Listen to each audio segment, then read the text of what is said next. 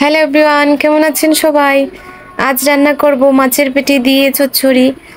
তো এই যে এখানে সব কিছু আমি রেডি করে নিয়ে নিয়েছি। তো আপনারা প্লিজ প্লিজ প্লিজ পুরো ভিডিওটা দেখবেন, দেখে আমাকে লাইক কমেন্ট শেয়ার দিয়ে দেবেন প্লিজ, আর আমার পুরো ভিডিওটা দেখবেন।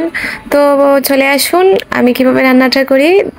আর এই যে কড়াই বসিয়ে নিয়েছি, আমি আগে থেকে তেল দিয়ে দিয়েছি। মন্দিরে আমি তেলাকে একটা মাছ ভাজি করে দিয়েছিলাম, তো এই তেলেই কিন্তু আমি মাছের পেটিগুলো এখন ভেজে নেব। তো এখানে আমি 1 চামচ হলুদ গুঁড়ো, 1 চামচ লঙ্কা গুঁড়ো আর 1 চামচ লবণ দিয়ে ভালোভাবে মাখিয়ে নিচ্ছি। এখন আমি মাছগুলো ভেজে নেব ভালোভাবে। তো এই যে দেখুন, এই যে আমার তেল তো প্রায় আগে থেকেই গরম হয়ে আছে। তো এখানে আমি মাছের পেটিগুলো ভেজে নেব এক একে সবগুলো। মাছের পেটি দিয়ে এই রান্নাটা কিন্তু অসাধারণ লাগে খেতে, খুব ভালো লাগে।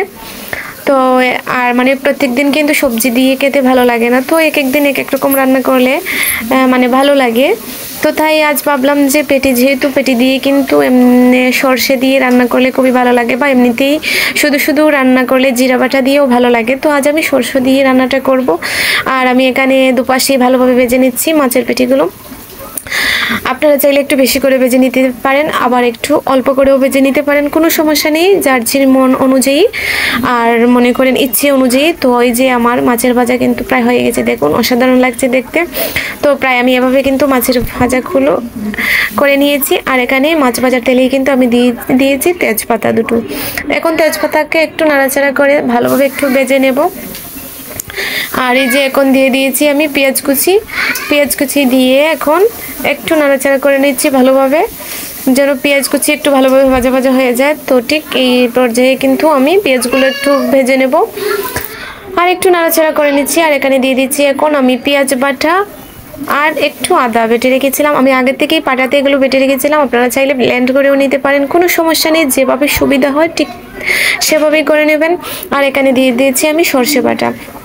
এখন সর্ষে বাটা দিয়ে তারপর এখন আমি ভালোভাবে নাড়াচাড়া করে নিচ্ছি, সর্ষে বাটাটা একটু ভেজে নেব। আর এই যে দেখুন প্রায় কিন্তু আমার ভাজা ভাজা হয়ে গিয়েছে, কোনো মশলা এখনও দিইনি। তো এখন দিয়ে দিয়েছি 1 চামচ হলুদ গুঁড়ো, তারপর দিয়ে দিচ্ছি 1 চামচ লঙ্কা গুঁড়ো দিয়ে তারপর দিয়ে দেব 1 চামচ লবণ। লবণটা আপনারা পরিমাণ বুঝে দেবেন, যেমন স্বাদ যেমন প্রয়োজন তো তেমন দেবেন, মাছ অনুযায়ী মনে করেন তরকারির অনুমান অনুযায়ী কিন্তু লবণটা দিতে হবে। তো তারপর আমি একটু জল দিয়ে দিলাম, দিয়ে তারপর কষিয়ে নিলাম ভালোভাবে। আর কষানোটার মধ্যে কিন্তু স্বাদ হয় রান্নাটা। আর এই যে দেখুন আমার উপর দিকে তেল বেশি উঠলেই কিন্তু বুঝতে পারবেন যে পুরো পারফেক্ট হয়ে গেছে কষানো।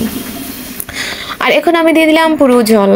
এখানে আমি জলটা আগে থেকে কিন্তু গরম করে রেখেছিলাম, চাইলে আপনারা ঠান্ডা জলও দিয়ে দিতে পারেন, কোনো সমস্যা নেই। তো আমি গরম জল রেখেছিলাম করে তাই দিয়ে দিয়েছি। আর এখানে গোটা দারচিনি এলাচ নিয়েছি।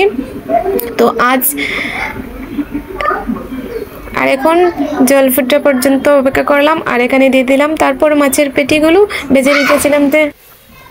আর এই যে আমার কিন্তু প্রায় হয়ে যাচ্ছে। তো এখন একটু ঢাকনা দিয়ে দেব, ঢাকনা দিয়ে দিলে আরও টেস্ট হয় খেতে তরকারি। তো সবগুলো মশলা মাছের ভেতরে ভালোভাবে লেগে যায়, এর জন্য একটু ঢাকনা দিয়ে দিচ্ছি। এখন ঢাকনা তুলে দেখছি যে কেমন কত দূর হলো।